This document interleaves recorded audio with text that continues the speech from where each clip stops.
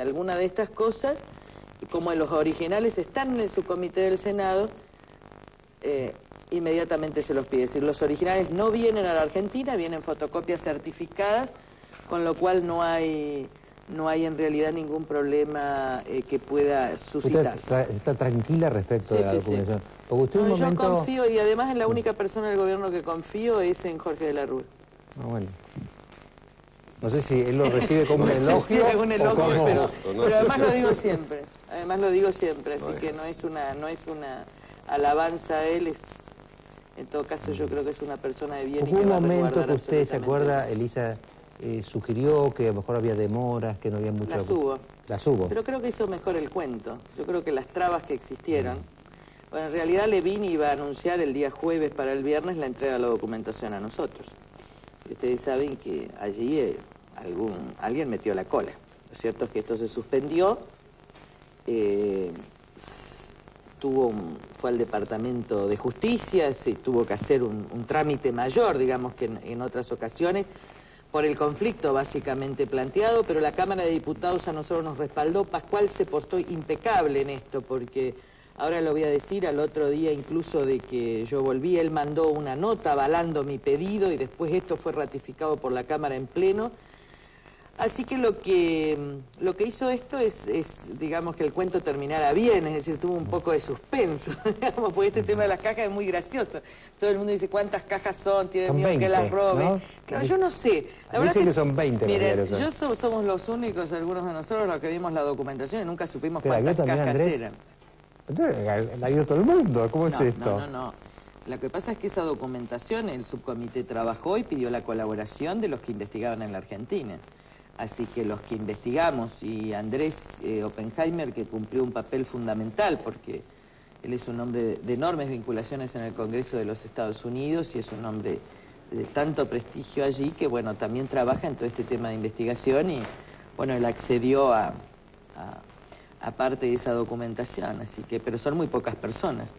Hay una cosa, Elisa, que preocupa, por ejemplo. La Nación de hoy, que tenemos acá, saca fotos. Aparece Cristian Colombo, jefe de gabinete, Horacio Liendo, asesor de Cavallo, Enrique Petracchi, ministro de la Corte, Nicolás Becerra, procurador general, ¿no es cierto? Como, dice acá, primeras pistas sobre operaciones sospechosas, y aparecen las fotos de ellos. Yo sé que usted ha sido muy cuidadosa con los nombres, muy cuidadosa, pero salen. Y fíjese, yo hoy he recibido de Becerra, de Petracchi y de Javier González Fraga por otro motivo, es una carta dirigida a usted, me mandó copia a mí, donde cada uno de ellos dice, mire, yo en el Federal Bank no tuve nada que ver, no tuve plata en el Federal Bank, y uno dice, si no tuvieron nada que ver, son lesiones grandes, ¿no? Mire, nosotros no dimos ningún nombre, ¿está? Yo personalmente no di ningún nombre y me hubiera gustado que esas fotos no estén, ¿está? Justamente para resguardar la investigación. Ahora, lo que está claro es que 2 de esos nombres están. Es decir, hay una... Nosotros hemos visto la documentación, está en el libro... Tiene que decirlo, porque los otros 2... Está. Yo le voy a explicar claramente esto. El doctor Petracchi está. ¿Está? Digamos, no está el doctor Petracchi, perdón, me rectifico. Está el nombre Enrique Petracchi. Yo le pregunté a personas vinculadas a Enrique Petracchi si había un homónimo y me dijeron que no. Entonces hay uno... Él me ha mostrado una carta, me ha mandado una carta del Federal Bank en que declaran que él no ha sido ni cliente ni ha puesto plata. En realidad le explico, es una transferencia del Banco Santander al Federal Bank con domicilio en Uruguay. Hay 2 transferencias más a nombre, por el mismo monto, a nombre de Alberto Petracchi. Lo que dice Enrique Petracchi es que le han usado su nombre. Entonces, bueno, lo que tendrá que investigar la justicia es quién le usó el nombre, si su argumento es real, en todo caso es su primo, Alberto Petracchi. ¿Para qué se lo usó? Y en todo caso, si su primo vendió influencias. Eso es algo que hay que investigar. Esto es algo que hay que investigar. Este es un hecho. Yo no digo... Miren, a Enrique Petracchi yo le he dedicado un libro. Con lo cual, si hay un nombre que a mí me dolió que esté ahí, yo estoy hablando de esto porque, bueno, salió en esta foto. es una persona a la que he respetado profundamente toda la vida. Le he escrito un libro por sus sentencias en la Corte y me ha dolido profundamente si había un nombre que no me podía imaginar que esté ahí, con lo cual en esto no hay ningún... Lo único que digo es ese nombre está en el libro de Andrés, porque esto está en la lista. En el caso del Procurador General, del cual tampoco hasta ahora hablé, es obvio que el nombre Nicolás Becerra está. Está en las listas, está en las cuentas. Es decir, esto no lo... si es Nicolás Becerra el procurador de la Corte, o hay varios en la Argentina, es una cuestión que se va a investigar. Que está. Señor Horacio Liendo no está. Yo no me puedo hacer cargo de una publicación. Lo que sí es cierto es que el señor Horacio Liendo es el presidente del Mercobank. Y el Mercobank... Eso él lo aceptó, eso lo acepta. Y el Mercobank está siendo investigado por varias operaciones sospechosas que va a investigar la comisión. Entre ellas, donde el síndico del Mercobank realizaba operaciones claramente sospechosas de lavado con una empresa de Panamá, que esa empresa de Panamá vinculada a otra empresa sí tiene conexión con el Federal Bank. ¿Está?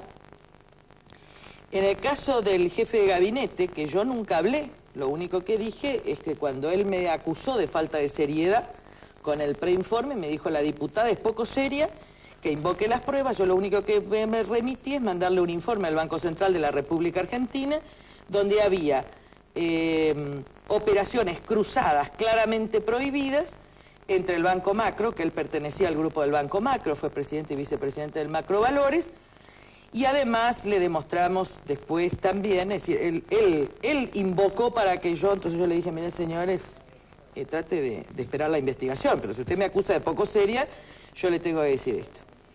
En segundo lugar, hay una clara operación sospechosa, lo tengo que decir porque están, y me parece que ahora, a partir de ahora, deberíamos hacer silencio sobre esto, pero en este caso hay una clara operación sospechosa de millones de dólares en un solo día, donde el Banco Macro transfiere al Federal Bank y el Federal Bank transfiere a Macrovalores. Típica operación donde los expertos de Estados Unidos dicen esto no tiene ninguna razón comercial, sino esconder el dinero que ingresa a Macrovalores. Es decir, no pudiendo venir del Banco Macro a Macrovalores, el cruce era esto. Y además que la garantía que existe para la compra del Macro Yalta es una garantía expresa del Banco República, de modo tal que las vinculaciones son absolutas e indiscutibles. La justicia decidirá, digamos, cuál es el grado de esas operaciones y de esos cruzamientos y cuál es la responsabilidad que le cabe a los directivos de los bancos y a los directivos del presidente del Banco Central. Pero, digamos, nada de esto es infundado, ¿está? Claro. Yo nunca hablé de esto. Y lamento que estas fotos se hayan publicado, porque me parece que hay que poder respetar la investigación. Y yo apelo a toda la sociedad que tenga paciencia, que esto no puede ser un escándalo, que vamos a tratar de incorporar, pero también a aquellos que se sienten involucrados que colaboren con la investigación. Porque si ellos empiezan a negar permanentemente, nosotros vamos a tener que mostrar el papel. Y una cosa, Elisa, no me diga otros nombres, pero ¿hay otros nombres? Sí, hay muchos nombres, están todos. Ahora, están todos. Sí, están muchos, todos? Digo. Hay muchos y pero lo que quiero dar a entender con esto es que yo creo que si esta investigación, lo único que me preocupa es que va a haber muchas cajas. Y esto hace que la información pueda circular casi... en Argentina es tan difícil guardar las cosas, por un sinnúmero de lugares, por nosotros vamos a tratar de investigar en el más corto tiempo posible y derivarle toda a la justicia.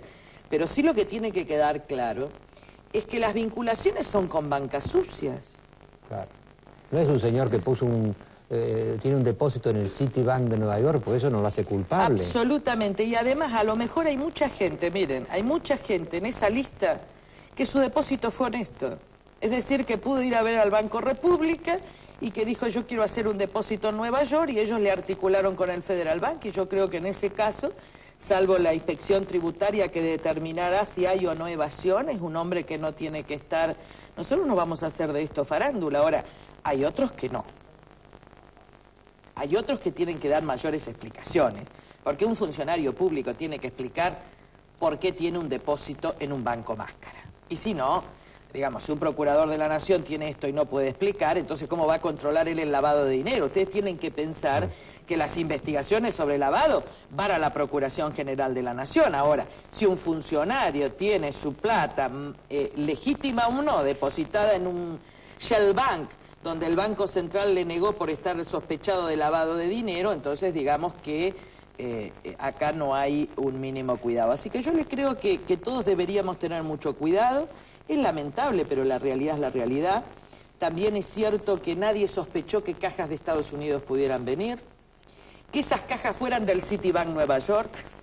Es decir, porque son a través de Citi. depositar en el Banco de Moneta tenía el respaldo y la garantía de sus cálidas relaciones con John Reed como presidente del Citibank Nueva York, y esto está expresado en el informe de los Estados Unidos.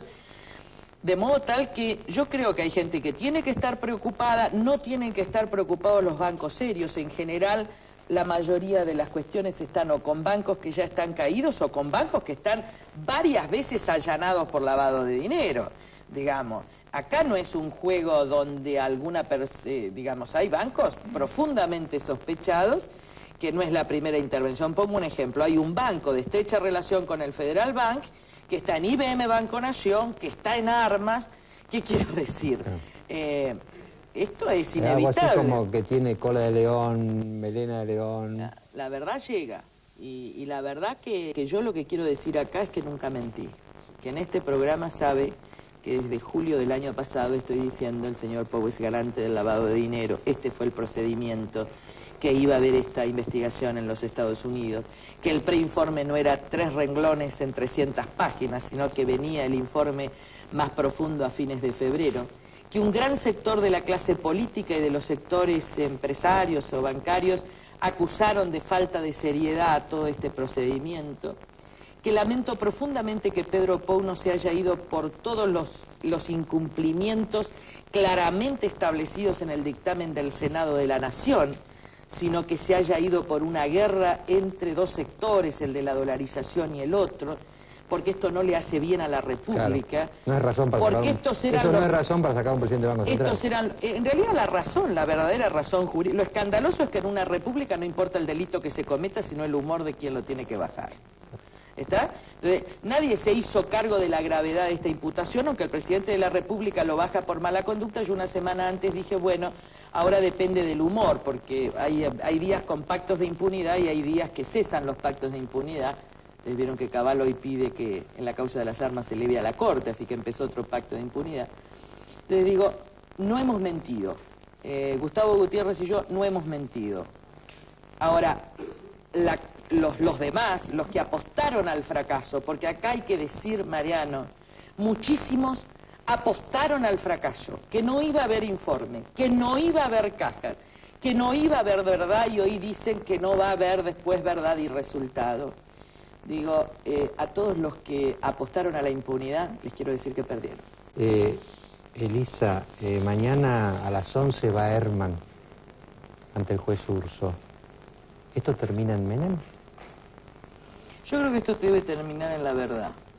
Y la verdad de lo que yo llamo el Estado mafioso, uno de cuyos ejemplos más claros es Armas, evidentemente conduce al presidente Menem.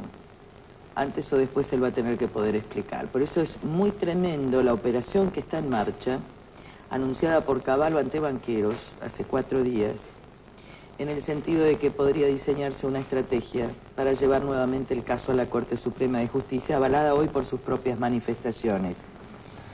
Los que luchamos, mire, este programa es testigo de lo que yo acompañé al ministro Cavallo en la lucha contra Yabram, aún en contra de mucha gente de mi partido que defendía a Yabram. Yo ayudé al ministro Cavallo que el ministro Cavallo no sea desaforado en la Cámara de Diputados de la Nación por los mismos que hoy lo apoyan, es decir, los menemistas y muchísimos de mi propio partido que los querían ver fuera como venganza a la lucha contra Yabram. Pero le diría al ministro Cavallo que la justicia no es perseguir a los mafiosos cuando no son mis amigos o son mis enemigos, que la justicia es perseguir a las mafias aunque estén mis amigos. En consecuencia, él debe y sabe muchísimas cosas de Emir Yoma. Él lo protege de Emir Yoma. Y así no se juega la justicia. Yo le pregunté cuando estuvo acá en el reportaje que estuvimos con él, Le dije, doctor Carlos, ¿por qué usted nunca habla de Yoma? Y me dijo, porque Yoma es Menem. Pero esta no es una buena excusa.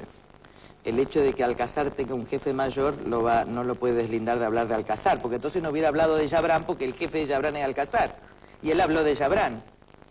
Esta es la forma en que tienen de mentir y garantizar impunidad, pero no lo van a lograr. Y yo les diría una cosa, acá hay una sociedad que está buscando verdad y justicia, no por el presidente Menem, sino toda la verdad. La gente quiere saber toda la verdad. Si Menem es inocente, saldrá. Yo estoy convencida y tengo absoluta convicción por documentación que he visto y por personas tan vinculadas al expresidente Menem que me hablan de esto, que no puedo ya dudar, con documentación y el relato incluso de personas allegadas. Así que yo estoy convencida de esto, pero acá nadie va a poder montar otro pacto de impunidad. Y lo digo, si yo tengo que jugar la legitimidad, y muchísimos de nosotros que peleamos por la corrupción, y que hicimos ganar a la Alianza para que luche contra la corrupción, vuelve un nuevo pacto de impunidad, nos van a encontrar rodeando el Palacio de Justicia. Pero la impunidad no puede ser transversal en la Argentina. Y estoy hablando a los radicales, estoy hablando a los peronistas, estoy hablando a aquellos, porque los radicales decentes, los peronistas decentes, los frepacistas, los independientes, ya no pueden vivir en el asco que significa la impunidad en la Argentina. Que lo entienda el doctor Cavallo, no está habilitado para cualquier cosa. Yo no puedo estar habilitada porque tenemos los dos la mayor imagen pública del país, estar habilitada para proteger, atacar a los del otro partido y no buscar justicia cuando me toca, amigos. Todo el mundo sabe, el caso de Petraki es un caso clarísimo, a mí me duele, pero está. Doctor, ¿usted quiere agregar algo, doctor Larrúa? Es decir, yo creo que hay que ser muy explícito en esto. No hay pactos de impunidad, ni hay insinuación de pactos de impunidad. La línea del gobierno es muy clara. Para la entrega de la documentación, la diputada Carrió dice que la gestión del gobierno demoró la entrega. Quizás sea así por razones formales, pero el gobierno argentino pidió oficialmente la documentación en 2 notas del embajador, así como recordó la diputada, una carta de ella y una carta de Pascual. De modo tal que si usted examina a partir del 2 de marzo, que se inicia el pedido formal, a esta fecha, en 60 días se ha completado un trámite que casi no tiene precedentes en las relaciones de asistencia judicial entre Estados Unidos y Argentina. Es decir, el gobierno jugó fuertemente a la remisión de la documentación. Yo quiero hacer una aclaración, si me permitís, Jorge. Y yo rescato que el ministro de Justicia ha jugado lealmente en todo esto. Pero hay que recordar, y lo dijo Linda Justitus, que el embajador González no colaboró nunca con la investigación en los Estados Unidos. Acá está Oppenheimer que tiene la información. Es decir, el embajador no. Lo que quiere decir es que el gobierno argentino... Pero la segunda cosa, sí, que en realidad el gobierno argentino no le entregó nunca al embajador ningún papel para ayudar a la investigación. Y también es cierto que si los diputados habíamos hecho la investigación, si habíamos pedido la documentación y estaba por darse, no sé cuál era el apetito de verdad que se había apoderado del gobierno argentino. ¿Está? ¿Qué quiero decir? Que hubiera sido mucho más fácil la entrega a la documentación de nosotros si, obviamente, una persona con mayor jerarquía que nosotros, en nombre del Estado argentino, lo hubiera pedido. Y yo no lo responsabilizo a Jorge de la Rúa. Pero estoy convencida y tengo la plena convicción que sectores del propio gobierno trataron de impedir la entrega de la documentación. Una aclaración sobre esto. Una pequeña cosa. Cuando el comité está haciendo la investigación, le piden al embajador ayuda para destrabar ciertos nudos que se habían armado en la investigación. El embajador no contesta al subcomité. Por eso la diputada ahora dice de que hubo un lapso en que el comité se quejaba de que no había colaboración. Ahora, yo le pregunté al embajador González qué pasaba, por qué no colaboraba. Y quizás violo un pacto con él, pero creo que vale la pena hacerlo público. Él me dijo, yo pedí esos documentos al Banco Central y nunca me los dieron. O sea que él no contestaba porque no había recibido la información que había pedido. Jorge. No, yo me quería referir a que mediando un pedido de un tribunal de justicia, el trámite en el marco de la asistencia judicial debía ser formal, es decir, como se está dando ahora, como mañana el juez va a recibir todo un sistema de papeles, es decir, yo creo que un trámite de 60 días es absolutamente razonable. No abro juicio sobre la cooperación del Banco Central antes, no conozco, la verdad que no conozco, pero no hay ningún factor de entorpecimiento. Es decir, en ese sentido, yo creo que no solo no hay pacto de impunidad, sino que el gobierno ha demostrado que hay una bisagra en el manejo de las situaciones judiciales. El respeto, no agresión a una corte, no pretender influir, no pretender modificar su composición. El avance de las causas han avanzado más en este último año que en varios años anteriores, es decir, no hay pacto de impunidad, hay un ánimo de cooperar con la justicia y en ese sentido pienso que será la justicia la que determinará en su momento la responsabilidad. Como el caso, quiero ser muy explícito, el caso de Cristian Colombo, a quien conozco personalmente, sé de su honorabilidad y espero que con esta documentación quede demostrado palmariamente. Claro, yo diría dos cosas, ¿no? Bueno, las demoras que hubo, ahora tenemos las cajas, ahora tenemos la posibilidad, ¿no es cierto? Es decir, como dicen los franceses, todo va bien si termina bien. Bueno, esto puede terminar bien, ¿no es cierto? Y lo segundo es una puñalada que siento, ¿no? Cuando en una mesa como esta se tenga que decir en un país como este que si va a la corte no pasa nada.